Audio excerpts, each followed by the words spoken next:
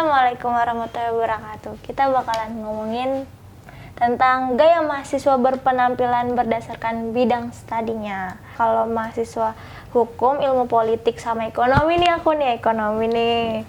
Jadi mereka berpenampilan yang buat menunjang performa, yang akan menunjang kinerjanya. Nah, itu penampilan yang bersih, rapi, wangi, itu ngejadiin nilai tambah buat serba-serbi hukum gitu. Mungkin nanti hukum-hukum di Indonesia bakalan jadi wangi. Terus gaya heterogen ala mahasiswa sastra dan bahasa. Nah, biasanya tuh mahasiswa sastra tuh berpenampilannya kayak humaniora, selalu tampil heterogen yang mencirikan budaya yang digemari mereka masing-masing. Terus gaya rebel ala mahasiswa seni. Biasanya tuh mahasiswa seni gayanya lebih bebas, terus bebas robek-robek gitu kayak produser-produser di KIDI.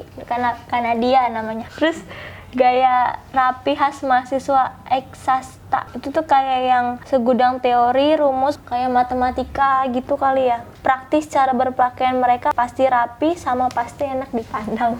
Terus gaya rapi khas mahasiswa kesehatan. Wah, mahasiswa kesehatan nih pasti putih-putih kayak pocong. Mahasiswa kesehatan itu biasanya cerdas, jadinya dari kelas ekonomi menengah ke atas, katanya sih gitu. Mereka tuh berpenampilan dituntut untuk selalu menyenangkan pasiennya, biar pasien yang sakit bisa sembuh ngeliat gaya dokternya, cie. Terus gaya cuek jadi karakter mahasiswa teknik.